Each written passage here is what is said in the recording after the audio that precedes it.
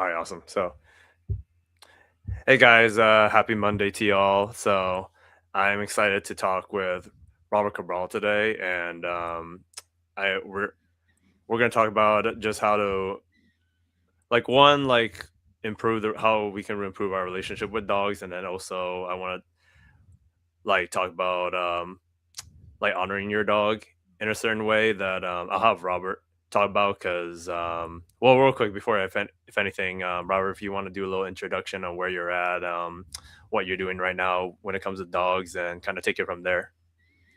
Well, thanks for having me on your show, Kevin. First of all, I'm really shifting my focus a lot where I'm trying to appeal more to people's common sense and their empathy for dogs and understanding the dog better. So I'm doing a lot of work with the shelters, doing a lot of adoption type videos, as well as behavior consultations and stuff like that.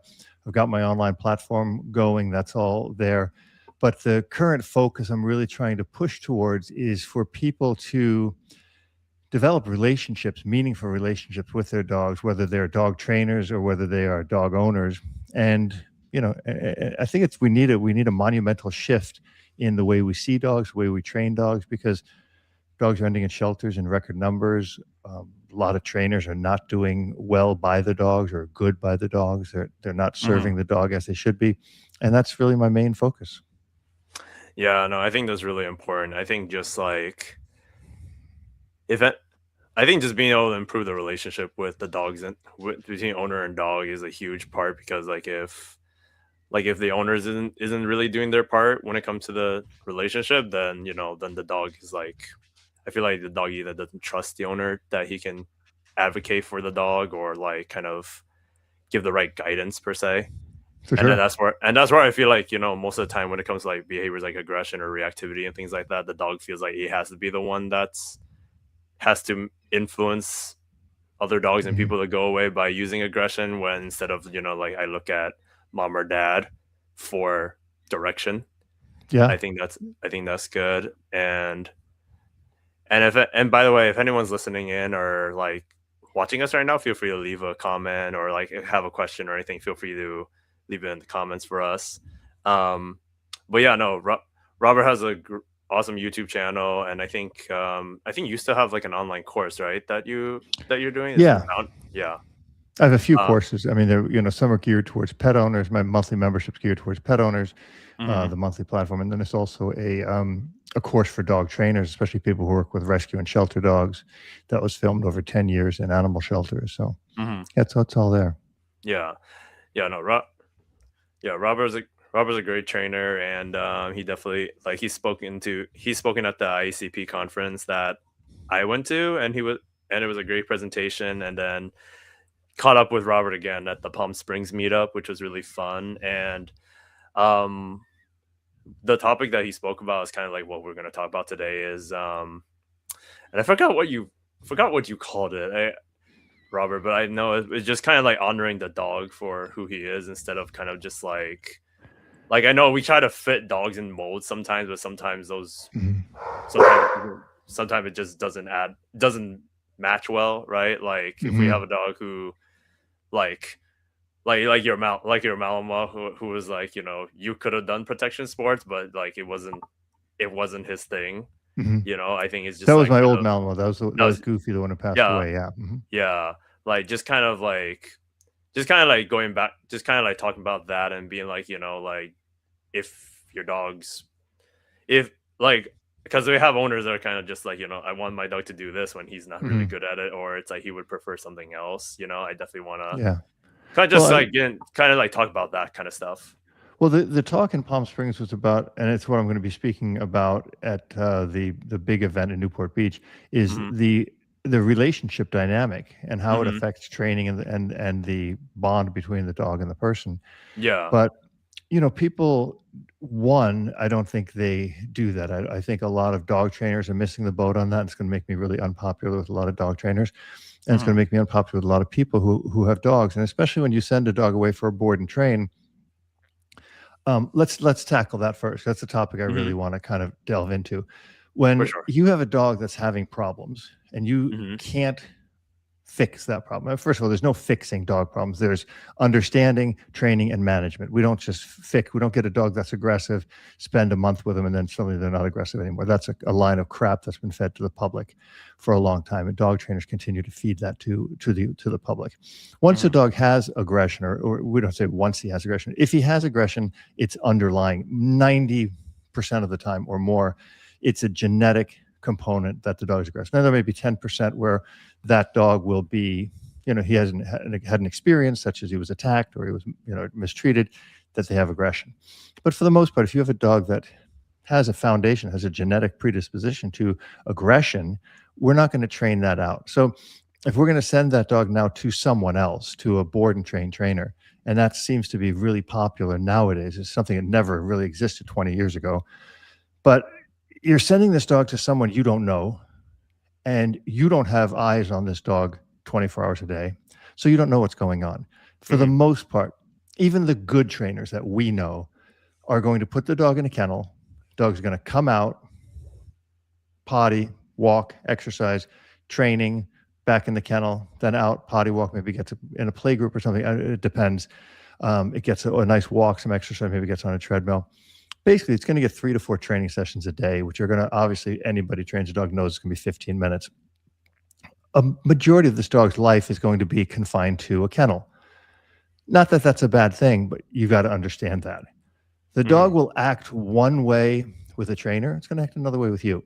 I can tell you a very, very high percentage of dogs that I've handled that have had aggressive or aggression, what's the word I'm looking for? A diagnosis of aggression. Those dogs have acted differently. A high percentage of those dogs will not show aggression when I'm handling the leash. And that's where, people online, these famous trainers who the dog is lunging, and then they get a hold of the leash and then they yank the dog around a few times and then the dog's not aggressive anymore. That's in no way a fix, and it should no way be considered a fix because it's extremely dangerous. To quote unquote fix a dog that rapidly with a couple of leash pops and then stringing the dog up for a couple seconds, if you think that permanently changed the dog's behavior, you're insane. You're completely insane. The dog is just completely intimidated at that point and is shut down and is acting in pure survival mode, which means if I think somebody's going to kill me and I think acting nice is going to save my life, then I'm going to act like that. For people to think that's a fix or that that's a dog training protocol is ludicrous. And we got to get away from that. So in board and training, oftentimes trainers will end up doing one of two things. Either they will form no relationship with the dog whatsoever and will just try to muscle the dog through, or they'll spend the first week of the dog with them developing a relationship and then coax the dog through or train the dog through or lure the dog through the behaviors. Neither one is really fair to the dog because the dog is not your dog, right? It belongs to a person who's now completely out of the picture. So the dog doesn't know, I'm going to stay here for 4 weeks and then I'm going to go back to my house. At that moment, the dog is going, this is my new life. And that's how they're acting. Because we can't explain to a dog that this is just going to be for 4 weeks. Dad's going to come visit you after week 2, and we're going to be doing some training. For the minute you hand that leash to the dog, to the person of your dog, you might as well have dropped him off in a shelter. That's for the dog's perspective. That's all the dog knows. So board and training, it can be a good thing if you have a dog that has severe behavior issues or fear or, issues with other dogs, and you can get someone who has other dogs who will socialize that dog and kind of get that dog to understand things better. May not be a bad thing. But for the most part, I think board and training is very problematic in the eyes of the dog. Yeah, I mean, honestly, definitely, I can agree with that. I mean, it really depends. I think because, if you had if you're sending the dog out to a training facility and it's just they treat the dogs more like numbers or just 3,000. Like I've known board and trains that are just charging $2 or $3 grand a dog, and then they're just in kennels especially when they're kind of what you said, some of them are just yanking crank, just kind of that for the dog is it's not learning anything. The dog's just kind of suppressed and not do anything. But to a blind eye for somebody else that's just like, look, the dog is fixed, Hmm. and dogs are, and then like dogs are so contextual where like like when they're with this person, they're not gonna do anything because it's like, but then Yeah. when you're with mom or dad, who is like you're really super comfortable with, and or like you kind of feel more comfortable showing those behaviors, or like Hmm. or if your relationship's not really good, then the dog's like, okay.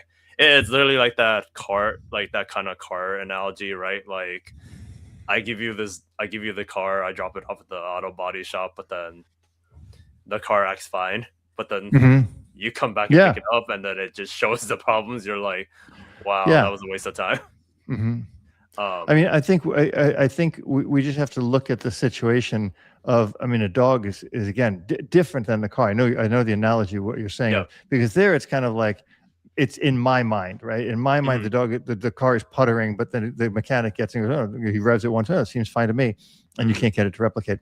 Where a dog is, is an emotional creature that we have to Hmm. look at, and we just have to do better. I mean, I see so much crap online, and which is why the only reason I've kept my social media alive is because I want to push back on a lot of this really bad training that I see online, because I thought about shutting it down.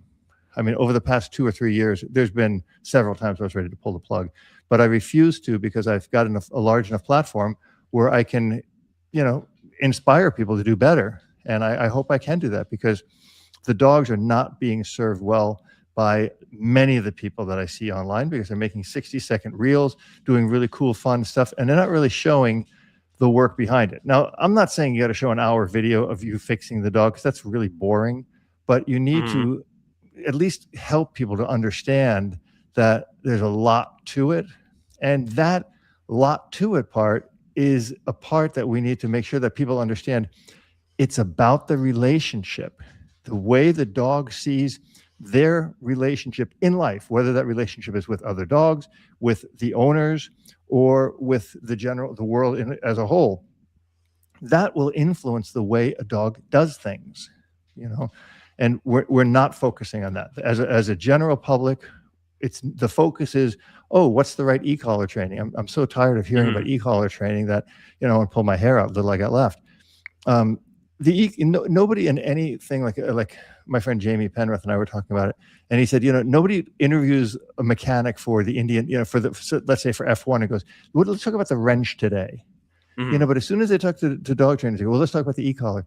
The e-collar is a tool. The leash is a tool. The flat collar is a tool. The Heather's thing, Yep. her sidekick is a tool. All these tools we have, and then we just talk about the tool. The tool is useless without the relationship and without the knowledge behind it, because if you don't know how to work a leash, you certainly shouldn't be working an e-collar. Hmm. No, No. 100%, 100%. I mean, it's like, yeah, because like they're just trainers to this day. That was just like their first thing is e-collar or like a tool, versus just Hmm. like like seeing how their interaction between dog and owners at home, or like like, hey, like listen, like because for me, I'm always like, when I'm talking to a client, I'm always like narrowing down certain things, Hmm. because like from when I was younger years ago to now, like just going to listen to other trainers like J Jack, Chad Mackin, or like Tyler, just going down the line, just being able to like assess, okay, like what are we dealing with here? Like, like how's the dog's health? Hmm. What's the dog's routine in life? Is he feeling good about himself? Is he fulfilled? Is he getting enough outlet? Right. Or is this dog like it, or like, do you have a Malinois in like in a one bedroom apartment, like 700 square feet? Like Hmm. that's being overfed, like kind Hmm. of thing, right? Like I'm always looking at those really critical stuff, and the Right. relationship, where it's just like like, okay, hey, like if your dog's not a fan of strangers and not being pet, like if someone's coming up to you and your dog, what are you doing with that Right. interaction? Like, right, like are you kind of just waiting for your dog to kind of lunge and let that person Right. know, or are you actually stepping in, I'll give you a um great example, Kevin. yeah. Something you said that's really valuable. We tend to paint dogs into boxes that fit us, right? So Hmm. you've got like these franchise dog training schools that every single dog that comes in, they get an e-collar. that's like they get the, whichever one it is, the educator, they get the dog trainer, they get to this one, and then they get this 10-week course on how to use the e-collar. Like every dog doesn't respond good on an e-collar. Has to be news to people. Like I've taken e-collars off of dogs because it was really messing them up, and I've put prong collars and e-collars on dogs because it would help them better understand things. Hmm. We're not getting to that point. But the point I wanted to make is, like you said, the Malinois living in a 700 square foot apartment. We had, I lived in a very small house in Malibu before I got married to my wife, and I had a Malinois and a working line German Shepherd in a small house with a yard that was literally 10 by 10. Mm. Then we got married, and we had a relatively comfortable house, but no yard, Yeah. right? Then in the fire, we lost everything we owned, and we ended up in a hotel, right, on the 4th story of a hotel on the beach with no yard, and the dogs were fine because Hmm. we put their well-being above what's popular. So you can have a Malinois in a 700 square foot apartment. That's not the point. The point is, what are your expectations? What are you willing to do with the dog? Are you willing to train the dog and give the dog what they need? Because most people in a 700 square foot apartment are out working 10, 12 hours a day. And then they come home and the dog gets 2 walks around the block, one in the morning and one at night. And yeah, the dog is going to go stir crazy. So we have to, as an industry, of dog trainers, stop putting dogs in categories or in these boxes, I should say, right? Hmm. All dogs, if the dog is aggressive, we're going to do XYZ. If the dog is not obedient, we're going to do XYZ. We need to really understand dogs, and that comes from more than an hour assessment. Let's say we're going to give people as dog trainers, we're going to meet the dog and and see the dog. Oh, here's the dog. Oh, he's lunging at these dogs, but he's in a strange environment. He's never been to this park before. He's kind of freaked out. He's had a bad experience before on a leash or whatever. So dog training needs to be first and foremost from the owner's perspective, right? The owner needs to really clearly define what's going on with this dog. Hmm. Then we need to start to develop a protocol that works for the owner and for the dog. Because let's say the dog's aggressive. Let's say, okay, in order to fix this problem, we're going to start with using some basics, and we're going to remove the dog back 30 feet away from the problem. That would be one way. Okay, so that's something we can do. But if the person says, well, I live in Midtown Manhattan and I can't move my dog 30 feet away from this distraction, now you've got a different problem, right? But this is why it's not a cookie cutter approach, dog training. And this is where board and trains often make it that, or the franchise dog trainers, they learn, they like dogs, so they sign up for an online course, and then suddenly they're dog trainers. This is very problematic for dogs as a whole, and this is why also you're seeing dogs in shelters. It's not, people say, oh, the purely positive people end up killing dogs because of this or that, and then the purely positive people say, oh, the other trainers who use tools end up dog shelter. It's neither one, really. It's a combination and a situation of circumstances that end up dogs in shelters, because I go to the shelters every single week. So I know why dogs are in shelters. I know how many there are.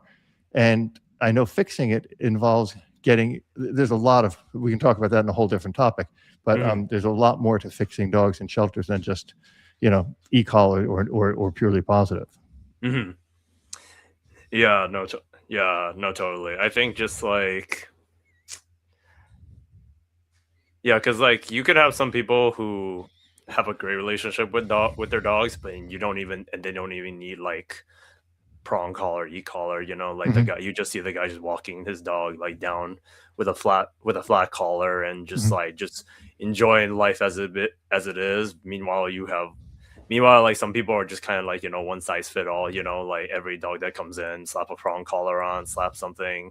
Like for me, it's like I'm always just looking at like the big picture, like, okay, with the owner, like what can the owner do? Because like realistically, it's like with you and I, Robert, like we can have the dog, we can have the leash, and the dog's not gonna do. It's not gonna like have it here because there's gonna be a different relationship between Mm-hmm. that dog and us. But then as soon as we give it back to the owner, like maybe this is where, like, I'm always like just figuring out like what's the best tool for their situation, what's the best, protocol for their situation.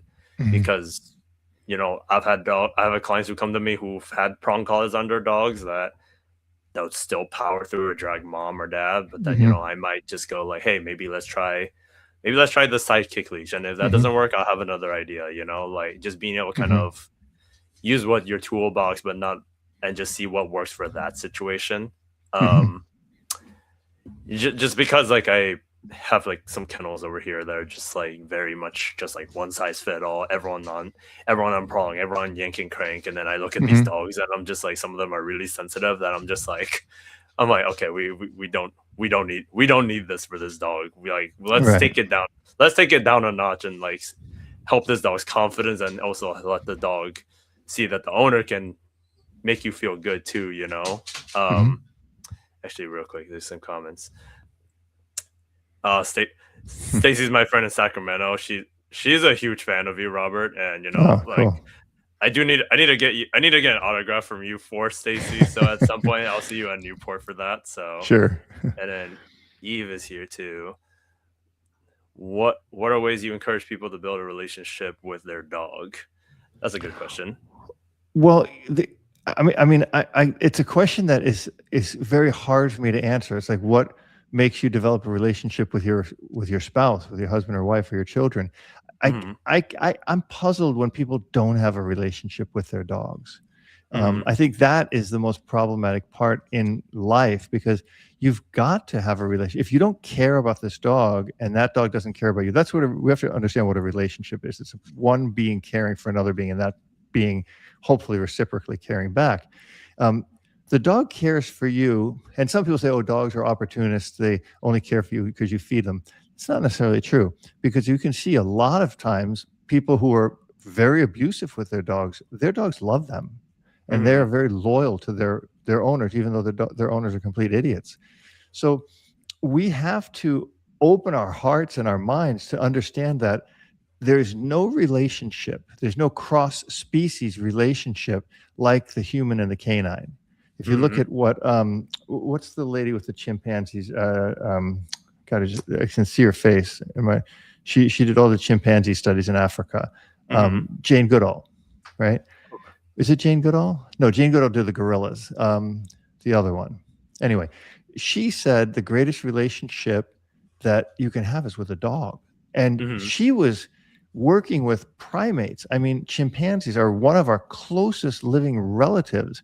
And the relationship between a dog and a human is stronger than that between a chimpanzee and a human. So, I mean, excuse me, how do we not have a relationship with them? That's the key. And I think if you're just open and you're just completely dead neutral, you would end up liking a dog if the dog is living with you, right? There's no reason not to like that dog. And that dog, is extremely loyal. Most dogs are almost instantly loyal to their people because they form a bond, they understand that bond, they connect on a very deep level with us, and we owe that to them to to do good by them, to do fair by them. Hmm. Yeah, I think, yeah, just because, yeah, it's like, and I've talked about this before, where like we bring dogs into our lives, but then now we just kind of like we bring them to our homes, and then like as a companion, but then the try. I had the thought in my head. Now I kind of lost it as I'm talking. Well, I think Um, you think they become disposable, right? In other words, I got a new chair, and okay, I don't care about the chair anymore. Now I got a new watch. Okay, I don't care about the watch anymore. We live in kind of a somewhat disposable and fast-paced society where something that's really appealing to us today may not be as appealing to us in a week, 2 weeks, 3 weeks, because since we're scrolling and everything is fast-paced. Okay, the dog. Oh my God, the dog was awesome. Okay, now this week, dog's kind of a pain in the neck, and it starts to fade. Our passions tend to fade, as happens with people in relationships, right? And that's why marriages break up because they see, oh, that guy is richer, or that girl's better looking, or that guy's got more power, or that woman has whatever. We need to stay connected on a deeper level to ourselves and to the creatures and beings around us. yeah, because I think it's like, right, like we we get these dogs, and like we expect them to be like behaved all the time, even though Hmm. like we work like an 8 to 5 job and they stay Hmm. home, and then we're expecting, oh, one walk a day Hmm. would satisfy my dog. Some dogs, yes. Some dogs, like, one walk would Sure. be enough. But then, like, right, like, you know, I'm sure you've seen all the movies like come out, like Hmm. John Wick, or like that one Malinois movie, Max, Hmm. with Chad Tatum. Like, they all look at Hmm. these dogs, they're like, oh, that dog looks so cool. They like how they saw like a reel or like a video of a Hmm. dog of the Malinois doing like some cool stuff, Hmm. or even like Game of Thrones, like with huskies and like that. And they're Hmm. like, "Oh, these dogs look beautiful. I want one." But Right. then they get them, and then they're like, "What do I do?" Hmm. And then they just like expect the trainer to be like, "Hey, fix my dog," or like, "Hey, my dog's doing this." And then Yeah. I'm like, "Listen, do you know what you even got yourself into with this dog?" Mhm. Yeah. Like, Well, right? also, you got to look at it's this instant gratification thing we're dealing with. And here's a great example. I watch F1, the series, all the time, Mm-hmm. but I wouldn't think about buying an F1 car, Mm-hmm. right? Because one, I understand that I'm not stupid. I would kill myself in it. And Mm-hmm. two is it's very expensive and hard to get. Sadly, what's happened is backyard breeders and puppy mills are churning out these dogs, and they're super easy to get. When I got my Malinois, I'll tell you a story. When I got Goofy, I I'd pull 5 or 6 dogs out of the shelter, but they wouldn't fit with my Shar Pei because the Shar Pei was, they would have gotten in fights. So I wanted to bring a good dog in. And one rescue girl said to me, "Hey, talk to this girl, Tasha. She's a really good breeder." And I did. And I talked to 2 people. One was Danny Craig and one was Tasha Messina. And Danny said, I'm not breeding anymore. And Danny was a great breeder of working line Malinois. And Tasha was a great breeder of herding and show line Malinois. And she said, "Well, it's probably going to be a couple years before we have one, at least a year and a half. Why don't you come down, meet me?" She was at the Eukanuba show. I met her. I met her dog. She said, "I'd like to see how you handle the dog." And I played tug with the dog. I kind of, "Hey, come here, lie down." I played tug with the dog, and she's like, "Okay, I would like you to have one of my dogs, but it's going to be a year." And it wasn't like, "Well, that sucks. I'm just going to go on Craigslist and find one." Right. Mm-hmm. But that's what people do. Right. Yep. People say, "Well, I'm not going to fill out an application to get a dog." And, Mm-hmm. people who don't care about, if a breeder doesn't ask you a lot of questions, they don't care about their puppies. Mm-hmm. You've got to understand that if I'm going to hand you an 8-week-old life that needs you every minute of the day to survive for the first few weeks, and I don't ask you a lot of questions, I wouldn't take a dog from a person like that. It's crazy. Mm-hmm. Yeah, I think.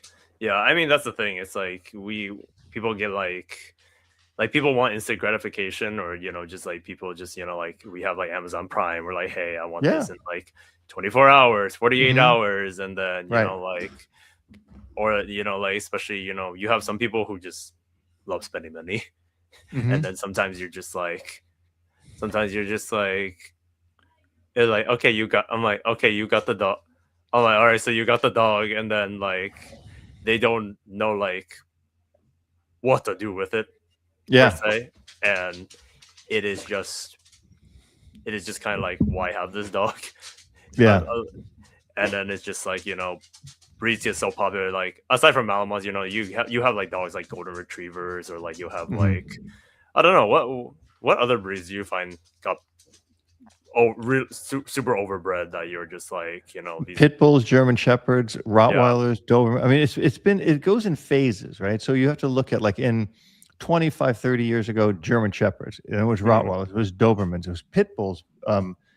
15 years ago, it was pit bulls, and they were so overbred, and because there's a lie component that goes along with what happens here. So people will tell you, "Oh, Malinois, they're really cute dogs. They're super smart. They're super easy to train. Oh, anybody who gets a Malinois, they always look great because they're so easy to train." They're not easy to train, right? They're Mm-hmm. they're they're biddable. They like to train, but they're easy to screw up too. Then they've got the lie. Pit bulls. Oh, it's a nanny dog. They have no aggression to them. That's a complete misconception. Pit bulls do better on temperament tests than any other dog. It's not true. It's a lie. Pit Mm-hmm. bulls are most of the time bred with aggression in their DNA. That's what the line comes from. It's a terrier mixed with a bulldog, a bull terrier, a bull mastiff, or a bull, whatever. Anytime you mix dogs like that together, you don't get the best of both sides. You oftentimes get the worst of both sides. So if we're lying to people, and people say, "Oh, you're against pit bulls," I'm not. I like pit bulls. I've trained more pit bulls in the shelters than any other breed.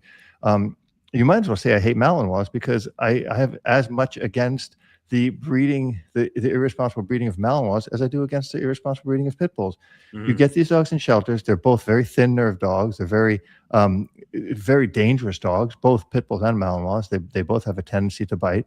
But people, the fur moms get it, or the feel-good person gets it, and they're going to say, "Oh, all the dog needs is love." It's a lie. I mean, I think dogs need an amazing amount of love, and they need an amazing amount of structure, and they need an amazing amount of positive reinforcement, as well as positive punishment, negative reinforcement, and negative punishment. You can't put one thing in and not have a component of the other. There are good pit bulls and there are horrible pit bulls. There are good Malinois, there are horrible Malinois. There are good German Shepherds, there are horrible German Shepherds. There are good people and there are bad people. It's all the way down the line, and we got to stop lying about it, and we got to make people aware of what they're getting, and hopefully we end up putting less dogs in shelters that way. Yeah, I mean, I totally agree with that, in the sense where, like, because there's just some people who get a dog, and then that's the thing that kind of bothers me sometimes. It's just like, you can give them sometimes you'll have people who are just like, "Oh, my dog is wrecking the yard, my dog is barking like crazy," and then they're like, "Here, Kevin, like, fix my dog," or like, have the solution. And I'm just like, well, there's a bunch of things that you as the owner need to do. Is like, one, like, understand your dog, like, understand where and why these behaviors are like coming from. And then two, it's like, what are you, it's like, the big component is like, what are you doing with this dog? And like, does your dog understand clarity? Or like, does your dog, like, if you're just yelling no, and you're not really, and not having like a correction that would work on the dog, and you're just like yelling no, is like, how are you following through? And then some people are just immediately, just like get frustrated, and they're just like, "I'm just gonna take this dog to the shelter or the rescue," and then a whole vicious cycle where, it's like, then you have the shelter and the rescue trying to find a home for this dog, and it's it's difficult, because it's just like, it's hard to find dogs like that homes. Like, most people, there are no homes for them. Right? Yeah. We need to be honest. I mean, I remember people used to say to me, I lived in Malibu back in the day, and they would say, "Well, isn't there like a ranch in Malibu where there's no other dogs, there's no people around, where the dog could just run free?" And the only ranch that exists like that is the one that's in heaven.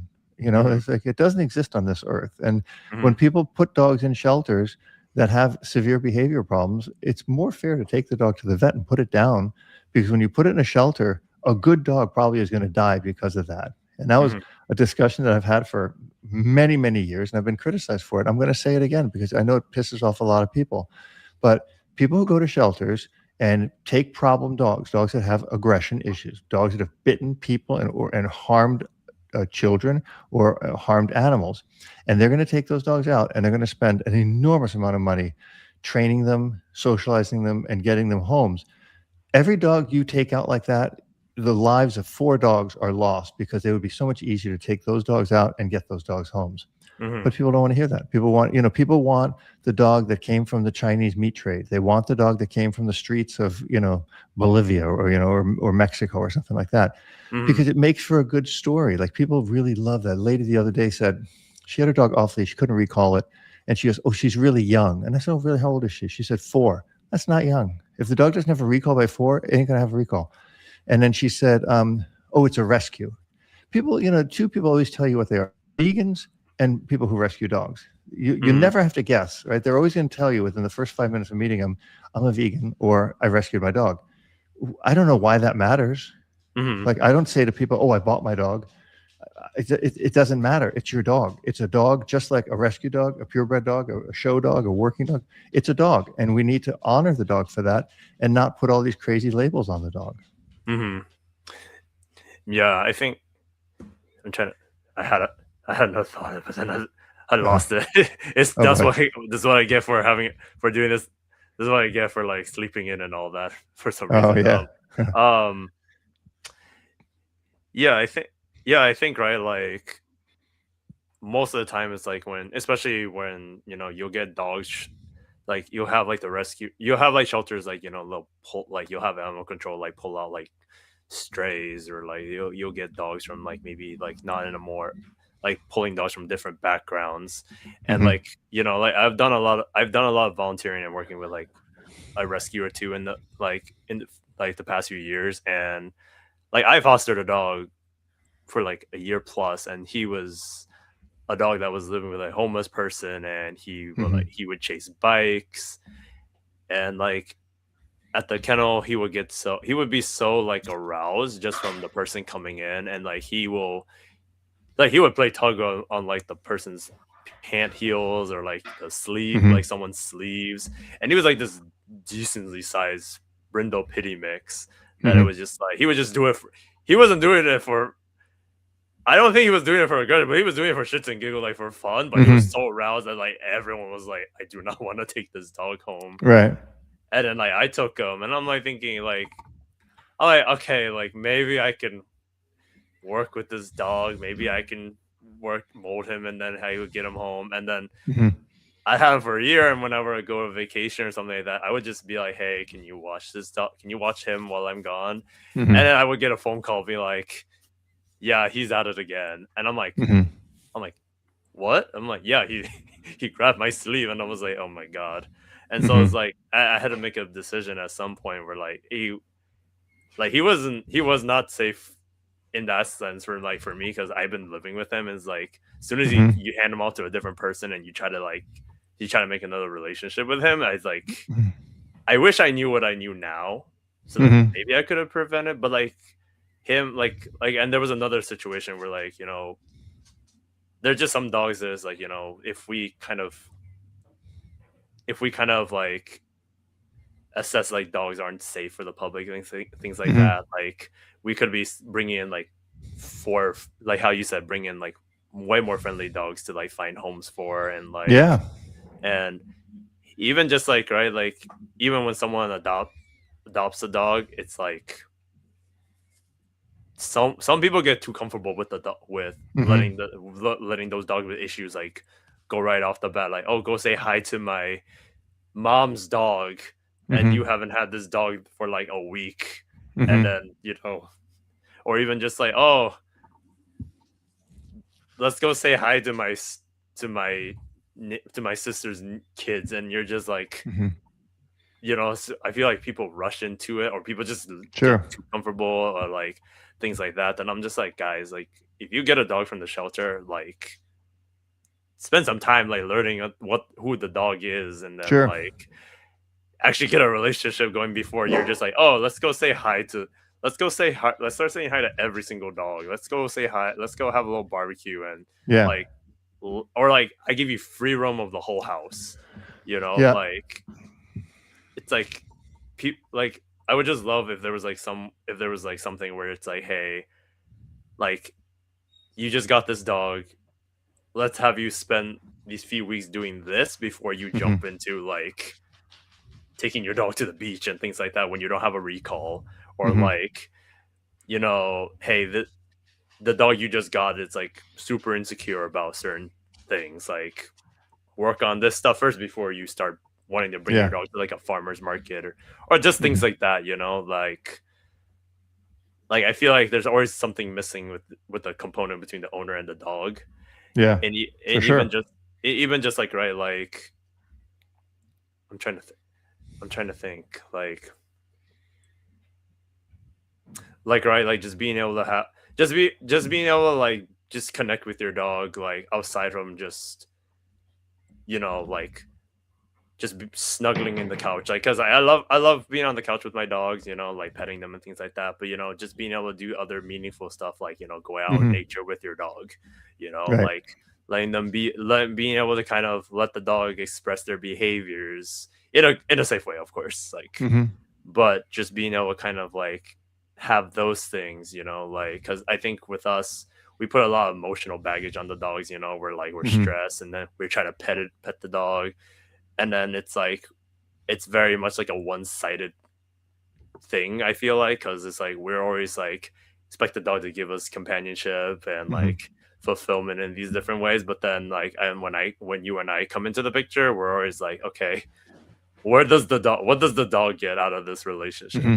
like. Yeah, for sure. And I think just being able to kind of realize it's not like a 90-10 relationship. It Hmm. should be like a 50-50, at least in my opinion, because like we Sure. bring dogs into our house and then we give them the bare minimum. Hmm. Like like I wish in this world that things did not cost as much, or like people can spend more time with their dogs, but we got to put money on the table to kind of afford our roof on our Hmm. head. So, Hmm. but like, yeah, they're just things where it's like, like most, like from what you said before, just just having trainers like, oh yeah, put this tool on, or like, just showing these reels that like, oh, I can fix this dog in 60 seconds, where, Hmm.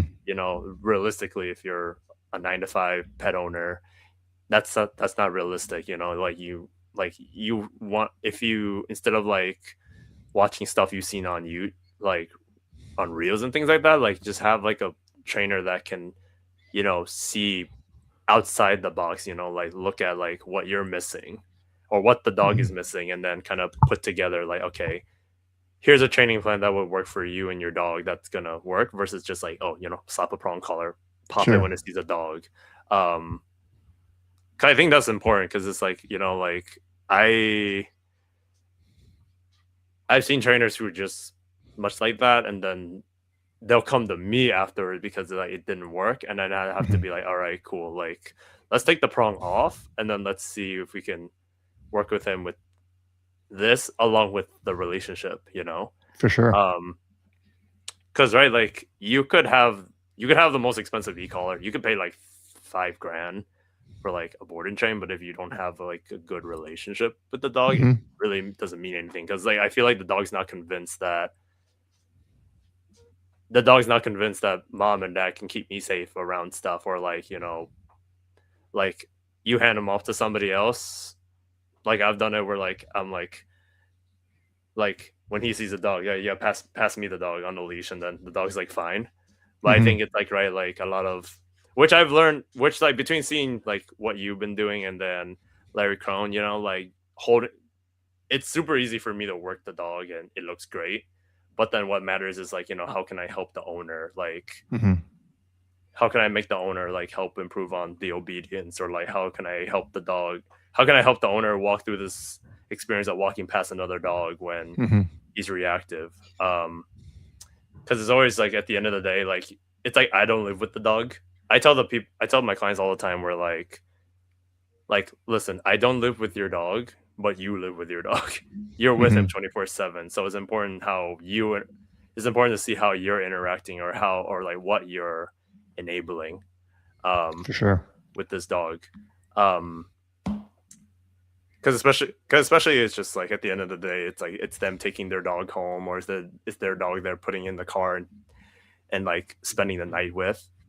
Hmm. And I think just being able to like, and most of the time it's like I've worked with a lot of clients, and the only time that someone calls me for e-collar work is for like off leash recall, or like Hmm. just other things. Like I really never use e-collars for like when it comes to reactivity, unless it's like we're doing some other stuff. But there's so many things that you could do relationship wise that can kind of help Hmm. make behaviors go away. Is that how kind of how you feel about it? Like when it comes to most of Yeah, the. I mean, I think the e-collar is a tool, but I mean, I think, we use it as a one-shot solution. I think everybody talks about, you got to put an e-collar on the dog, you got to do this, and the e-collar is worshipped on an altar, and we fight for the right to keep the e-collar. And the only reason I've ever fought for the right to keep the e-collar is because I know it's a slippery slope. In Europe, they got rid of the e-collar, then they got the prong collar, then they got the slip lead, then they got the crates, and then they tried to get rid of bite sports. And I mean, in a lot of ways, I'm okay with banning the e-collar. In a lot of ways, I'm okay with banning the prong collar. In a lot of ways, I'm okay with banning bite sports. But the problem is, I'm not okay with banning them as a sum, as a whole sum, because there are good things in there. So, do people abuse the e-collar? Yeah, they do all the time. It's an ever abused tool for a dog. It's so easy to turn the knob up and shock the dog as high as you want. And if people say, "Oh, if you're using the word shock, you don't know what you're talking about." No, I actually do know what I'm talking about. I've seen people do it. So, is it a good tool? Yeah, in the right hand, it's a great tool. In the wrong hands, a knife is a horrible tool because it can kill people. In the right hands, it can cut up a nice meal and cut up a nice steak. So we need to, as trainers, I think people need to get away. And it might be hard to say this because I mean, when I trained in person, which I don't do as much anymore, I do it very rarely now. I had very high level clients. I made a lot of money per session. I could do 1 or 2 sessions a day and make my money. I didn't need to do 5 or 10. I never did a board and train. So I was always the person who would walk away from a lot of clients, and I would farm them out because I didn't want to deal with them. So if trainers are more honest with clients, they do better. Half the trainers you see online, by the way, are not professional dog trainers. They're influencers. They have had full-time jobs for 20, 30, 40 years or whatever, and on the side they train dogs. The other portion of them got into dog training, and I'm telling you right now, a lot of people were influenced by me because I meet people all the time. They go, "I'm a dog trainer because I saw you," and I'm flattered. I think that's great, but make sure you're doing it for the right reasons, not that you're not just there to get more TikTok followers or Instagram followers or social media followers. That's not a successful dog trainer. I have a big following because I've been doing it so long. I've never been a commercial person. I've always been, against the grain of what was popular. I've always gone with the best interest of the dog. And, even recent years, I've taken my platform and moved it towards more education for shelters, more shelter adoption videos, more standing up for things that I believed in, as opposed to, I mean, I know what it takes to make a reel that's going to get 1 million follows or likes or whatever, but I've got a system of values. So the public needs to look at the dog trainers you're seeing and kind of determine, okay, a person says, "I've been doing this for 20 years. Okay, have they really been doing it for 20 years? Or did they have a dog 20 years ago that they taught to sit and to come, and for the last 5 years they've been making a living at it? Are they actually making a full-time living at dog training? Because not that many people are. It's not that easy to make a living as a dog trainer. So I know a handful of people who are, and then if they are making that living, are they making that living in a truthful manner? Are they really out there to do what's best for the dog? And will they tell people? I've had clients constantly tell me, dog trainers constantly tell me, "Well, I don't know how to break this to the client because, I don't want to lose them as a client. I don't want to offend them." I never worried about offending a client. I've offended very, very successful clients that I could have made a lot of money off of because I'm going to tell you what's in the best interest of the dog. So the public is being fed a load of crap online by people who are apparently dog trainers, and some people are very, very famous and they're lying to people, and some people are not famous and they're lying to people. So it goes in on 2 camps. 1 is ego, 2 is cash. No, 100%. I mean, it's just like definitely this business is, if you don't know what you're doing, it's very hard to run a dog training business, especially where it's just like, I'm very real with my clients in the sense where I'm like thinking, yeah, I don't think in moving forward or in the future, this would work. It's especially if we have just throwing it out there, I don't know, like a working line German Shepherd, and then you live with 2 kitties, 3 kids, and you work at a hospital. I'm very much I like people, like, you and I are very real with people. We're in the sense we're like, hey, like, is this something where you feel like you can keep like for a long Mhm. time, because like some people are like, oh yeah, we totally can do this, like we Mhm. will we'll work, but then realistically is like if the if this dog doesn't fit your lifestyle, right? Like Mhm. there's no amount of you forcing the dog, or the amount of meds, like some people go to Mhm. vets and then they'll just like say, oh, a dose of gabapentin, trazodone to make this Mhm. dog behave. Like Right. it's it's such a it's so it's really like swing back and forth. It's such an interesting situation where, especially Mhm. where right, like some people are like, hey, like pay me 3,000, I'll fix this, but then they Mhm. never I definitely know really good dog trainers who do like boarding trains and things like that, that like Mhm. afterwards, they'll sit down, they'll talk, they'll do a couple lessons with the clients and be like, hey, this is what we need to do, or like, I'm gonna help Mhm. you, I'm gonna teach you how to work with your dog, and then really successful, but Right. just being able to kind of like just kind just like with this kind of thing where it's like, you half of the time there's trainers who are just like, I'm gonna charge you this much, do whatever you're not gonna see, and then I give you back the dog, and the dog's like, shaking, or like the dog's just like, Sure. and then my dog, and then the owner's like, what happened to you? Like they just came out of Mhm. like Vietnam or something like that. And even just like people, like, so easy to just like Google dog training advice, and Mhm. it's like a giant menu at a restaurant, and people do not know where to look, or like they're like being fed all these different information. Mhm. They're like, oh, should I do this? Should I do Mhm. this? When really it's like just a lot easier when you can just go to like a trainer who is pretty open minded, right? And like Yeah. not just one fit all, and you can be like, all right, for this situation for your dog, let's do this, instead of like, Mhm. oh well, so and so said to do this, or so and so said never walk your dog on a leash when you have Mhm. reactivity, and you're just like, okay, okay, no, no, no, no, like, Mhm. let's empty your cup and not worry about that, and let's focus on Mhm. your dog Yeah, specifically, for sure. um yeah, just because it's like, internet can give you 20 answers on why your dog is doing this, but then when you and I can just go in front of this dog, be like, all right, this is what's happening, Mhm. this is what we can be, this is what we should be doing for your dog Yeah. specifically, you know Yep, for sure. uh, and sometimes there's just like, sometimes in life where we might just work on just a little bit of management, where like, right, like, I've had people who are like, hey, I want to take my dog I want to take my dog aggressive dog to the beach, Mhm. and I'm just like, why? Mhm. I know you want that, like, dream of seeing your dog frolic with other dogs, Yeah. with the sunset, with beach, but then, like, if your dog's not safe, Yeah. it's like you're being a liability for people out in public, and Yeah. your dog is gonna be, someone's gonna call, either gonna sue you, or like animal control is Sure. gonna get involved, and then your dog's just gonna Right. be wearing a muzzle for a big chunk of his life.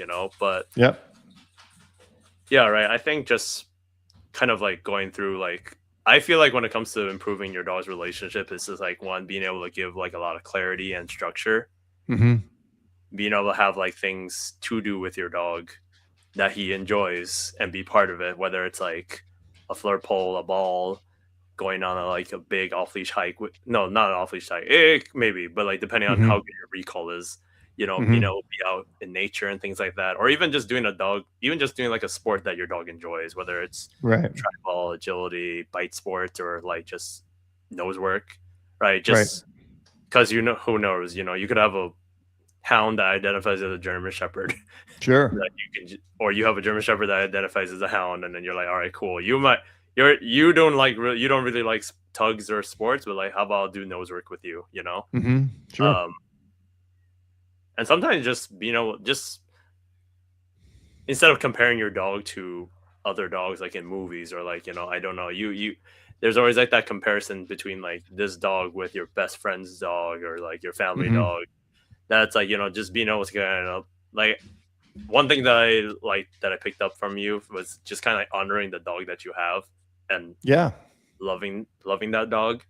Because I mean, it's no different from like your sister, your mother, your Hmm. like your significant other. Like, you Yeah. know, we love you for who you are. Yeah. Like, I'm not gonna try to suppress you or like train you to Sure. be the perfect being. You know. I mean, Um. that's always my closing comment. When I end a show or I end a interview or something, is just honor the dog for who he is or she is, and don't make him out to be something they're not, because you can't change. You can't paint a zebra and hope that it's going to be a thoroughbred. It's still going to be a zebra even if you paint it. So the dog is who he is. The dog's doing his best. I don't think dogs are manipulators. I don't think they're opportunists. I mean, I think they're opportunists in the sense that they're great survivors, but we need to understand that this is the dog we got. I mean, if you want an easy dog, get an easy dog. I mean, get a golden retriever, get a Labrador, put work in. But if you're going to get a dog like a Malinois, I think we should fine people if they give up their dogs. I think we should have more stricter regulations about microchipping dogs and being able to track dogs to where they are, where they're from, who owns them, and stuff like that. Because responsible people never have a problem with any of that. The only people who have a Mhm. problem with that are flakes and people who are going to affect the system and cost us a lot of money in tax dollars to run animal shelters. And most of the people in society don't dump dogs in shelters. So it's a very, very small percentage of people who do dump dogs in shelters. And as long as we live in a society where we don't hold people accountable for their negative actions, we're never going to solve the problem. Mhm. No, that's no. I think seeing how we're like literally like close to an hour, I think that was a perfect way to kind of wrap it up. Yeah.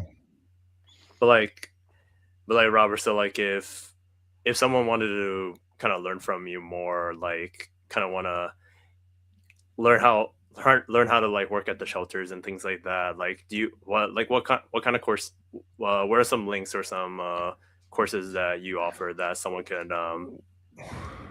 Well, come there's a couple different ways. Like, I mean, I think my monthly membership, which is less than $1 a day, gives people access to 230, 240 lessons, more than 80 hours of instruction to see how I work with dogs. I mean, I think that would be the first step before you sign up. I don't like to sell people an expensive course. I like to let people wet their whistle. And for $30, they can join up, look at access to 230 lessons. They see how I work with clients because you get access to that in there. You can see how I work with my personal dogs. You can see how I work with rescue dogs. Everything is in there. And now, if you want to take it to the next level, yeah, then sign up and do the shelter course, because that would teach you how to work with shelter dogs. Let's say you want to volunteer, or you want to work at a shelter, or you want to, train rescue dogs. This would give you all that information. But I'm not in this to make to make a lot of money. Mhm. I'm very happy where I am financially in my life. For me, at this point, it's about giving back. It's about helping more people to help more dogs. And by, with my monthly membership, I mean, it's super easy to do that. And if Mhm. people sign up, I always have, complete money back guarantee. If you don't like it after a few days, it's not for you. I'll give you all your money back. I don't care. But that's sadly not what's going on when people are charging, a lot of money for their courses, and people are just getting lied to. I'll tell you this as a closing thought, and I think you'll understand this. And again, it's just another thing that will make me highly unpopular with people. Um, there's things you can learn, and there are things you can't learn. Mhm. For example, I can learn to play the guitar, but I will never be good at the guitar. Right? I will Mhm. never be a natural Stevie Ray Vaughan, Dwayne Allman. I'll never be a great guitarist because Mhm. I don't have the natural gift.